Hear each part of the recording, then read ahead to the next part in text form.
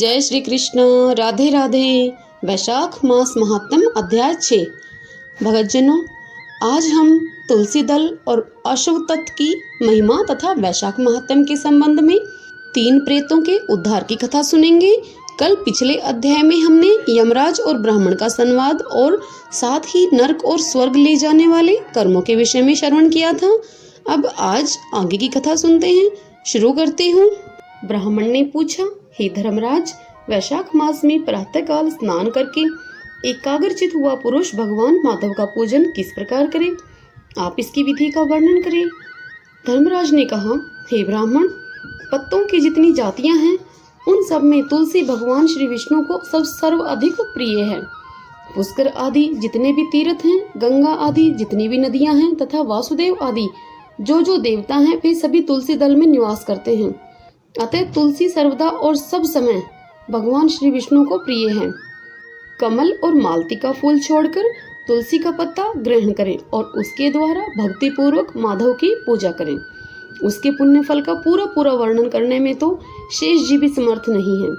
जो बिना स्नान किए ही देव कार्य तथा पितृ कार्य के लिए तुलसी का पत्ता तोड़ता है, उसका सारा कर्म निष्फल हो जाता है तथा वह पंचगव्य पान करने से शुद्ध होता है। जैसे हरेड़ बहुत सारे रोगों को तत्काल हर लेती है, उसी प्रकार तुलसी दरिद्रता और दुख भोग आदि से संबंध रखने वाले अधिक से अधिक पापों को भी शीघ्र ही दूर कर देती है। तुलसी काले रंग के पत्तों वाली हो या हरे रंग की, उसके द्वारा श्री मधुसूदन जी का पूजन करने से प्रत्येक मनुष्य विशेषतः भगवान का भगत नर से नारायण हो जाता है। जो पूरे वैशाख भर तीनों संध्याओं के समय तुलसी दल से मधुहंता श्री हरि का पूजन करता है, उसका पुनः इस संसार में जन्म नहीं होता है। फूल और पत्तों के न मिलने पर अन्न आदि के द्वारा धान, गेहूं, चावल अथवा जौ के द्वारा भी सदा श्री हरि का पूजन करें। तत्पश्चात सर्वदेवमय भगवान श्री विष्णु की प्रदक्षिणा करें। इसके बाद देवताओं, मनुष्यों, पितरों तथा चराचर जगत का तर्पण करना चाहिए। पीपल को जल देने से दरिद्रता, कालकर्णी, दुःस्वप्न, दुश्चिंता तथा संपूर्ण दुख नष्ट हो जाते हैं। जो बुद्धिमान पीपल के पेड़ की पूजा करता है, उसने अपने पितरों को तृप्त कर दिया, भगवान विष्णु की आराधना कर ली तथा संपूर्ण ग्रहों का भी पूजन कर लिया। अष्टांग योग का साधन स्नान करके, पीपल के वृक्ष का सिंचन करके तथा श्री गोविंद का पूजन करने से मनुष्य कभी दुर्गति को प्राप्त नहीं होता है। जो सब कुछ करने में असमर्थ हो, वह स्त्री या पुरुष यदि पूर्वोक्त नियमों से युक्त होकर वैशाख की त्रयोदशी, चतुर्दशी और पूर्णिमा तीनों दिन भक्ति से विधि पूर्वक प्रातः स्नान करे तो सब पातकों से मुक्त होकर अक्षय स्वर्ग का उपभोग करता है। जो वैशाख मास में प्रसन्नता के साथ भक्ति पूर्वक ब्राह्मणों को भोजन कराता है तथा 3 रात तक प्रातःकाल एक बार भी स्नान करके संयम और सोच का पालन करते हुए श्वेत या काले तिलों को मधु में मिलाकर 12 ब्राह्मणों को दे देता है दान में और उन्हीं के द्वारा स्वास्तिक वाचन कराता है तथा मुझ पर धर्मराज प्रसन्न हो, इस उद्देश्य से देवताओं और पितरों का तर्पण करता है, उसके जीवन भर के किए हुए सभी पाप तत्काल नष्ट हो जाते हैं। जो वैशाख की पूर्णिमा को मणिक अर्थात मटका, जल के घड़े, पकवान तथा स्वर्णमय दक्षिणा दान करता है, उसे अश्वमेध यज्ञ का फल मिलता है। इस विषय में एक प्राचीन इतिहास कहा जाता है, जिसमें एक ब्राह्मण का महान वन के भीतर प्रेतों के साथ संवाद हुआ था। मध्य देश में एक धन शर्मा नामक ब्राह्मण रहता था। उसमें पाप का लेश मात्र भी नहीं था। एक दिन वह ब्राह्मण कुश आदि के लिए वन में गया। वहां उसने एक अद्भुत बात देखी। उसने 3 महाप्रेत दिखाई दिए उसे, जो बड़े ही दुष्ट और भयंकर थे। धन शर्मा उन्हें देखकर डर गया। उन प्रेतों के केश ऊपर को उठे हुए थे, लाल लाल आंखें, काले काले दांत और सूखा हुआ उनका पेट था। धन शर्मा ने पूछा, तुम लोग कौन हो? यह नार की अवस्था तुम्हें कैसे प्राप्त हुई? मैं भय से आतुर और दुखी हूँ, दया का पात्र हूँ, मेरी रक्षा करो। मैं भगवान विष्णु का दास हूँ, मेरी रक्षा करने से भगवान तुम लोगों का भी कल्याण करेंगे। भगवान विष्णु ब्राह्मणों के हितैषी हैं, मुझ पर दया करने से वे तुम्हारे ऊपर संतुष्ट होंगे। श्री विष्णु का अलसी के पुष्प के समान श्याम वर्ण है, वे पीताम्बरी हैं। उनका नाम श्रवण करने मात्र से सब पापों का क्षय हो जाता है। भगवान आदि और अंत से रहित शंख चक्र एवं गदा धारण करने वाले, अविनाशी कमल के समान नेत्रों वाले तथा प्रेतों को मोक्ष प्रदान करने वाले हैं। यमराज कहते हैं, हे ब्राह्मण, भगवान विष्णु का नाम सुनने मात्र से वे पिशाच संतुष्ट हो गए। उनका भाव पवित्र हो गया। वे दया और उदारता के वशीभूत हो गए। ब्राह्मण के कहे हुए वचन से उन्हें बहुत बड़ी ही प्रसन्नता हुई थी। उसके पूछने पर वे प्रेत इस प्रकार बोले। प्रेतों ने कहा, हे विप्र, तुम्हारे दर्शन मात्र से तथा भगवान श्री हरि का नाम सुनने से हम इस समय दूसरे ही भाव को प्राप्त हो गए हैं। हमारा भाव बदल गया है। हम दयालु हो गए हैं। वैष्णव पुरुष का समागम निश्चय ही पापों को दूर भगाता है, कल्याण से संयोग कराता है तथा शीघ्र ही यश का विस्तार करता है। अब हम लोगों का परिचय सुनो। यह पहला कृतघ्न नाम का प्रेत है। इस दूसरे का नाम विधैवत है और तीसरा मैं हूँ। मेरा नाम अवैशाख है। मैं तीनों में अधिक पापी हूँ। इस प्रथम पापी ने सदा ही कृतघ्नता की है, अतः इसके कर्म के अनुसार ही इसका नाम कृतघ्न पड़ा। ब्राह्मण, यह पूर्व जन्म में सुदास नामक द्रोही मनुष्य था, सदा कृतघ्नता किया करता था। उसी पाप से यह इस अवस्था को पहुंचा है। अत्यंत पापी, धृत और गुरु और स्वामी का अहित करने वाले मनुष्य के लिए भी पापों से छूटने का उपाय है, परंतु कृतघ्न के लिए कोई प्रायश्चित नहीं है। इस दूसरे पापी ने देवताओं का पूजन किए बिना ही सदा अन्न भोजन किया है। इसने गुरु और ब्राह्मणों को भी कभी दान नहीं दिया है, इसलिए इसका नाम विधैवत पड़ा। यह पूर्व जन्म में हरिवीर नाम से विख्यात राजा था। 10,000 गांवों पर इसका अधिकार था। यह रोष, अहंकार तथा नास्तिकता के कारण गुरुजनों की आज्ञा का उल्लंघन करने में तत्पर रहता था। प्रतिदिन 5 महायज्ञों का अनुष्ठान किए बिना ही खाता और ब्राह्मणों की निंदा किया करता था। उसी पाप कर्म के कारण यह बड़े बड़े नरकों का कष्ट भोगकर इस समय विधैवत नामक प्रेत हुआ है। अवैशाख नाम तीसरा प्रेत मैं हूँ। मैं पूर्व जन्म में ब्राह्मण था। मध्य देश में मेरा जन्म हुआ था। मेरा नाम भी गौतम था और गोत्र भी। मैं वासपुर गांव में निवास करता था। मैंने वैशाख मास में भगवान माधव की प्रसन्नता के उद्देश्य से कभी स्नान नहीं किया, दान और हवन भी नहीं किया। विशेषतः वैशाख मास से संबंध रखने वाला कोई भी कर्म मैंने नहीं किया। वैशाख में भगवान मधुसूदन का पूजन कभी नहीं किया और विद्वान पुरुषों को दान आदि से संतुष्ट भी नहीं किया। वैशाख मास की एक भी पूर्णिमा को, जो पूर्ण फल प्रदान करने वाली है, मैंने स्नान, दान, शुभ कर्म, पूजा तथा पुण्य के द्वारा उसके व्रत का पालन नहीं किया। इससे मेरा सारा वैदिक कर्म निष्फल हो गया।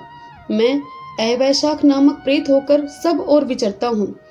हम तीनों के प्रेत योनि में पड़ने का जो कारण है, वह सब मैंने आपको बता दिया है। अब आप हम लोगों का पाप से उद्धार करो, क्योंकि आप विप्र हो। हे ब्राह्मण, पुण्य आत्मा साधु पुरुष तीर्थों से भी बढ़कर हैं। वे शरण में आए हुए महान पापियों को भी नरक से तार देते हैं। जो मनुष्य सदा गंगा आदि संपूर्ण तीर्थों में स्नान करता है तथा जो केवल साधु पुरुषों का संग करता है, उनमें साधु संग करने वाला पुरुष ही श्रेष्ठ है। अतः आप मेरा उद्धार करो। अथवा मेरा एक पुत्र है जो धन शर्मा नाम से विख्यात है। हे स्वामिन, तुम उसी के पास जाकर ये सब बातें समझाओ। हमारे लिए इतना परिश्रम करो। जो दूसरों का कार्य उपस्थित होने पर उसके लिए उद्योग करता है, उसे उसका पूरा फल मिलता है। वह यज्ञ, दान और शुभ कर्मों से भी अधिक फल का भागी होता है। यमराज कहते हैं, हे ब्राह्मण, उस प्रीत का वचन सुनकर धन शर्मा को बड़ा दुख हुआ। उसने ये जान लिया कि ये मेरे पिता हैं जो नरक में पड़े हुए हैं। तब वह सर्वथा अपनी निंदा करते हुए बोला। धन शर्मा ने कहा, हे स्वामिन, मैं ही गौतम का यानी कि आपका पुत्र धन शर्मा हूँ। मैं आपके किसी काम नहीं आया। मेरा जन्म निरर्थक है। जो पुत्र आलस्य छोड़कर अपने पिता का उद्धार नहीं करता है, वह अपने को पवित्र नहीं कर पाता। जो इस लोक में और परलोक में भी सुख का संतान विस्तार कर सके, वही संतान या तन्य माना गया है। इस लोक में धर्म की दृष्टि से पुरुष के 2 ही गुरु हैं, एक पिता है और दूसरा उसकी माता। इनके पिता भी श्रेष्ठ हैं, क्योंकि सर्वज्ञ बीज की ही प्रधानता देखी जाती है। पिताजी, क्या करूं, कहाँ जाऊं, कैसे आपकी गति होगी? मैं धर्म का तत्व नहीं जानता। केवल आपकी आज्ञा का पालन करूंगा। प्रेत बोला, बेटा घर जाओ और यमुना में विधि पूर्वक स्नान करो। आज से 5वें दिन वैशाख की पूर्णिमा आने वाली है, जो सब प्रकार की उत्तम गति प्रदान करने वाली तथा देवताओं और पितरों के पूजन के लिए उपयुक्त है।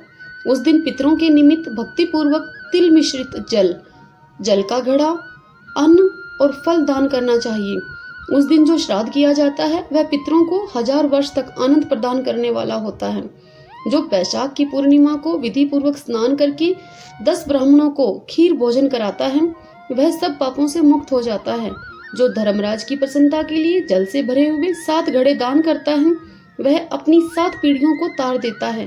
हे बेटे, त्रयोदशी, चतुर्दशी और पूर्णिमा को भक्ति प्रायण होकर स्नान, जप, दान, होम और श्री माधव का पूजन करो और उससे जो फल हो वह हम लोगों को समर्पित कर दो। ये दोनों प्रेत भी मेरे परिचित हो गए हैं, अतः इनको इसी अवस्था में छोड़कर मैं स्वर्ग में नहीं जा सकता।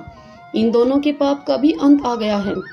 यमराज कहते हैं, हे ब्राह्मण, बहुत अच्छा कहकर वह श्रेष्ठ ब्राह्मण अपने घर गया और वहां जाकर उसने सब कुछ उसी तरह से किया। वह प्रसन्नता पूर्वक परम भक्ति के साथ वैशाख स्नान और दान करने लगा। वैशाख की पूर्णिमा आने पर उसने आनंद पूर्वक भक्ति से स्नान किया और बहुत से दान करके उन सबको पृथक पृथक पुण्य प्रदान किया।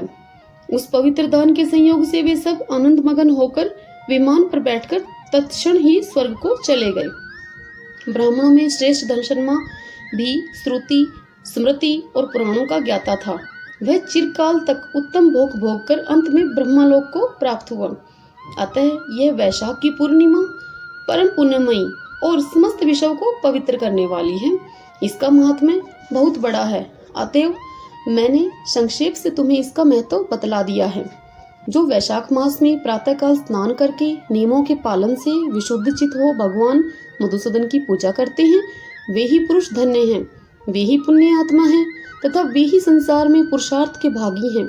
जो मनुष्य वैशाख मास में सवेरे स्नान करके संपूर्ण यम नियमों से युक्त हो भगवान लक्ष्मीपति की आराधना करता है, वह निश्चय ही अपने पापों का नाश कर डालता है। जो प्रातःकाल उठकर श्री विष्णु की पूजा के लिए गंगा जी के जल में डुबकी लगाते हैं, उन्हीं पुरुषों ने समय का सदुपयोग किया है। वे ही मनुष्यों में धन्य तथा पाप रहित हैं। वैशाख मास में प्रातःकाल नियम युक्त होकर मनुष्य जब तीर्थ में स्नान करने के लिए पैर बढ़ाता है, उस समय श्री माधव के स्मरण और नाम कीर्तन से उसका एक एक पग अश्वमेध यज्ञ के समान पुण्य देने वाला होता है। श्री हरि के प्रियतम वैशाख मास के व्रत का यदि पालन किया जाए तो यह मेरु पर्वत के समान बड़े उग्र पापों को भी जलाकर भस्म कर डालता है। हे विप्रवर, तुम पर अनुग्रह होने के कारण मैंने यह प्रसंग संक्षेप से तुम्हें बता दिया है। जो मेरे कहे हुए इस इतिहास को भक्ति पूर्वक सुनेगा वह भी सब पापों से मुक्त हो जाएगा तथा उसे मेरे लोक यमलोक में नहीं आना पड़ेगा। वैशाख मास के व्रत का विधि पूर्वक पालन करने से अनेकों बार के किए हुए ब्रह्म हत्या इत्यादि पाप भी नष्ट हो जाते हैं। यह निश्चित बात है। वह पुरुष अपने 30 पीढ़ी पहले के पूर्वजों और 30 पीढ़ी बाद की संतानों को भी तार देता है, क्योंकि अनायास ही नाना प्रकार के कर्म करने वाले भगवान श्री हरि को वैशाख मास बहुत ही प्रिय है। अतएव यह सब मासों में सर्वश्रेष्ठ है। भगतजनों, यह 6वां अध्याय वैशाख मास महात्म का संपूर्ण हुआ। कल हम 7वां अध्याय सुनेंगे।